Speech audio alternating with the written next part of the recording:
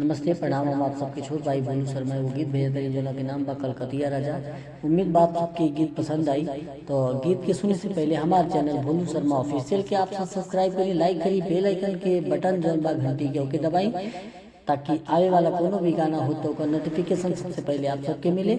और गाना के ज़्यादा से ज़्यादा शेयर करी और हमके कमेंट में लिख के बताएं कि हमके का गावे के चाहिए आगे और कैसे गावे के चाहिए। आई गीत के शुरू करतनी जौन भी त्रुटि हुई गीत में आप लोग क्षमा करब।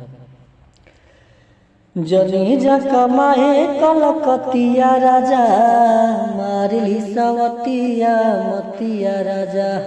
जनी जा कमाए कलकतिया राजा, मारली सवतिया मतिया राजा।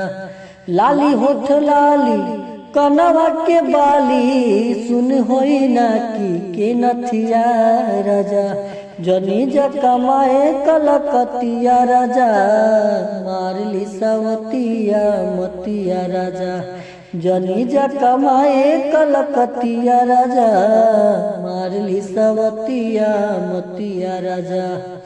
छोड़ी के मेहर हो जइबा हेहर, हमारा से बेसी न करी के यार। इज्जत के हानि करे पैसा जियानी करे, केहू के न सूट बंगाल के पानी करे। से जिया पटोब रात भर रोब, मन बना में हरी के बतिया राजा। जनी जा कमाए कलकतिया राजा, मारली सवतिया मतिया राजा। जनी जा कमाए कलकतिया राजा, मारली सवतिया मतिया राजा। बोला भोलू शर्मा हमर गलती कमान बा, कुछ के न गम्बा के अलम्बा।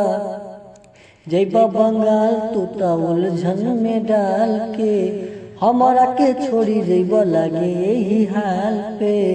जानी जमाना त मारे लगी ताना, जाई न साई इज्जतिया राजा। जनी जा कमाए कलकतिया राजा, मारली सवतिया मतिया राजा।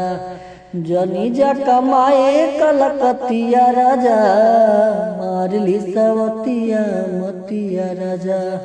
हे राजा, थैंक यू।